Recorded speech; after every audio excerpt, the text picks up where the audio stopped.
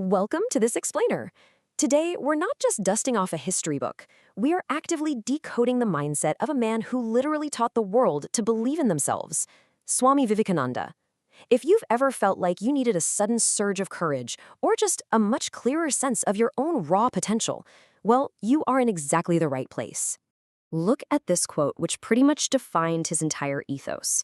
Arise, awake, and stop not till the goal is reached.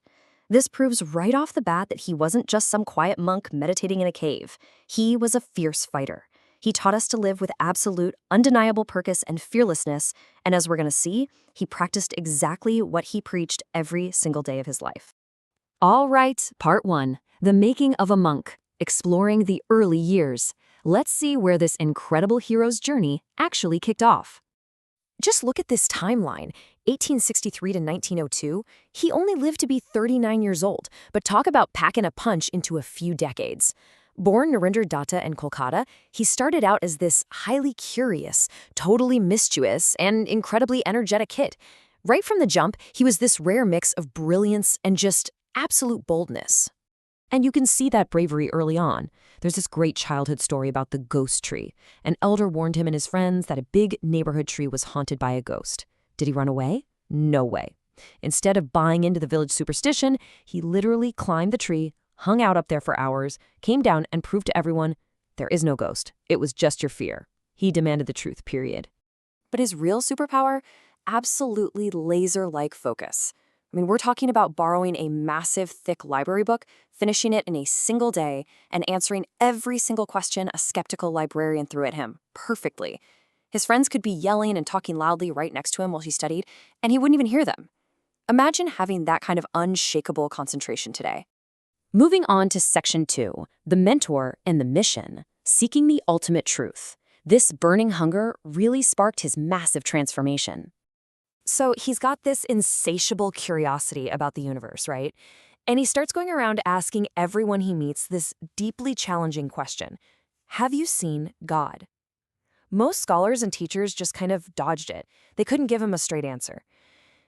That is, until he met a simple man named Sri Ramakrishna. He asks Ramakrishna that monumental question, and Ramakrishna doesn't even hesitate. He just replies, "Yes, I see God as clearly as I see you." That absolute confidence completely hooked him. It ended up teaching him the core philosophy that would drive his entire life, the idea that God lives in every single human being, which means serving humanity is the absolute highest form of worship. And he actually lived this out. It wasn't just theory to him. When his father passed away and suddenly left the family in deep poverty, there were days when they barely had anything to eat. So what does he do? He'd routinely lie to his mom and siblings, telling them, "Oh, I have already eaten," just so they could have his share of the food without feeling guilty. That is next-level compassion. Which brings us to Section 3, captivating the Western world, and the famous 1893 Parliament of Religions. So his mentor passes away, he takes his vows, officially becomes Swami Vivekananda, and makes this massive journey to America. No money, facing severe racism, starving. Even on the ship over, he gets horribly insulted by a fellow traveler.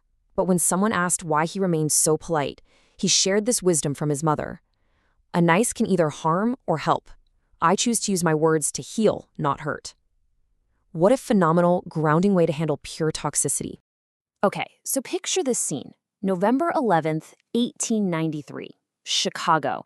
A massive hall packed with the world's elite scholars, all reading from these stiff, heavily polished, prepared speeches. He steps up to the podium.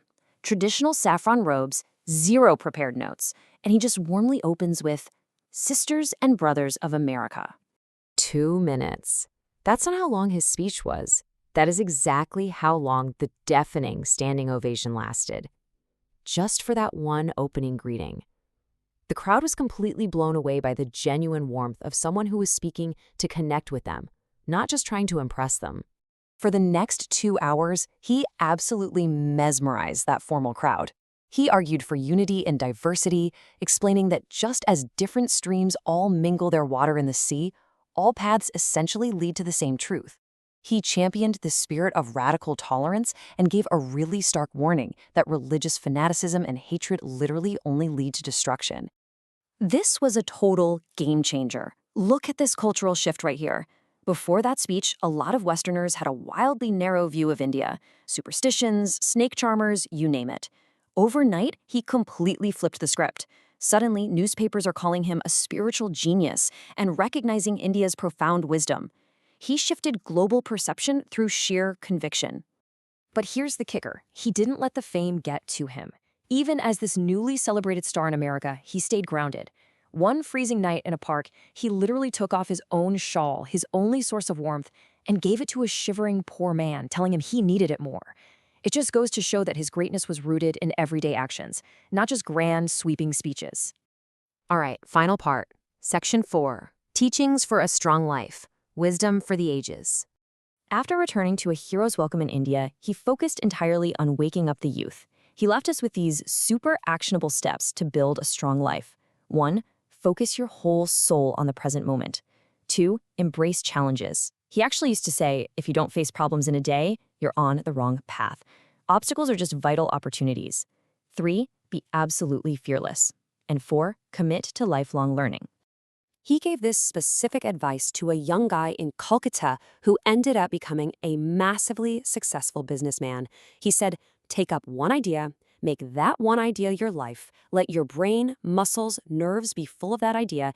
It just proves that singular, undistracted focus is the ultimate key to success. Don't scatter your energy, channel it completely. And he was super passionate about rethinking education. He desperately wanted people to know that true education isn't about collecting degrees or just memorizing textbooks. To him, it was the manifestation of the perfection already in man. Think about that. You already have the greatness hardwired inside of you. Real education just draws it out to the surface. He hammered this home constantly to break people out of feeling passive or afraid. Strength is life. Weakness is death. He hated the toxic idea that people are just victims of circumstance. You are the maker of your own destiny. You've got to stand up, own your strength, and take full responsibility for your journey. He pushed himself so hard, traveling and pouring his energy into serving others, that his physical health actually started to fail him from severe overwork. People looked at everything he accomplished in such a short window of time, and they'd constantly ask him this profound question: what is the secret of life? And this was his exact answer. It's beautifully simple. Have no fear, have no distractions, be fully present, and serve others. It sounds easy, but it demands that you work incredibly hard, stop overthinking your problems, and just deeply trust that the right results will come through dedicated action.